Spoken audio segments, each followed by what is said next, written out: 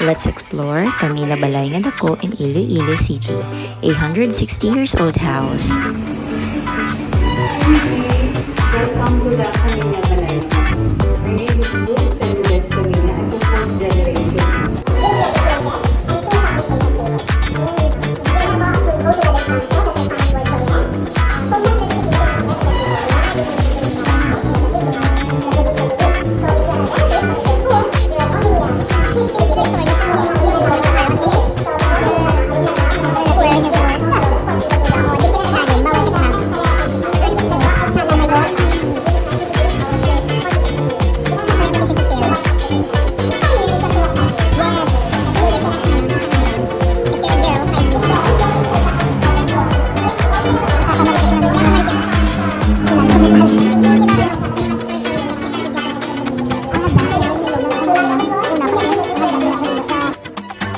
Dugay na kami nag-aagi diri, pero may naman siya makita, kag dugay naman namon siya gusto itlay.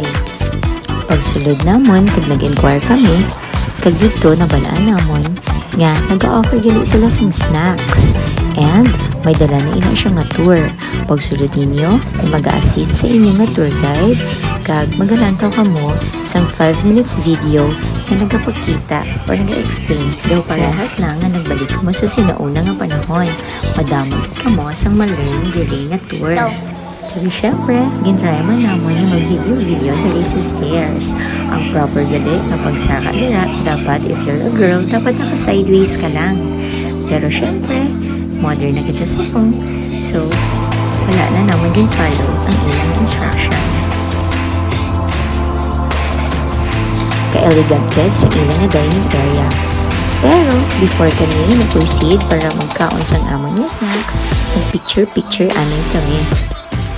Ako personally, na-amaze gid ako kay bisan 160 years old ng ini nga balay na maintain gid gihapon nila ang kanami, ka-elegante, kag for sure mabakod gid ini. Kadamo na sing inagyan sa sini nga balay, pero we are able to experience pa bisan amo na siya kadugay. And tada, syempre ang aton gid kadto diri para mag-try sa ilang nga gina-offer nga snacks. They are offering the chocolate de butter roll. May upod na ina siya nga cookie or bread nga matiga nga para pwede mo isaw-saw sa imo chocolate de butter roll.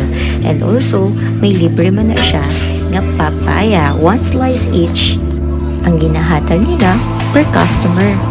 Nag-order man kami sa ilang nga creamy pansit molo. The best siya guys. Namit gid ang iyang nga tamil. And ang the best pa gid kay may free refill pa siya.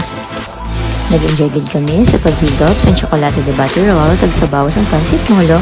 Ilabi na gid kay nagaulan sa Sagwa. Perfect gid sa maulanan nga panahon. Nag-request kami luwat para sa refill sa amon nga tsokolate and syempre ginainit nila ina before i-serve sa inyo. Amo na siya ganit guys, kung gusto niyo pa magpa-refill, you just need to ring that bell. And pagkadugay-dugay, ara na si Miss, makadto na sa inyo para i-refill ang inyong nga baso. Legit nga ang refill guys. Actually, naka 3 or 4 cups kami nga refill sang hapon nga ina. Kay man, manamit good siya. Hindi ka good malugon sang imo nga ginbayad. Actually, super sulit gid siya. Worth it gid siya. Kag for sure next time, balik-balikan gid namon ang nga kalan-an. Manamit na, barato pa, sulit na sulit gid siya.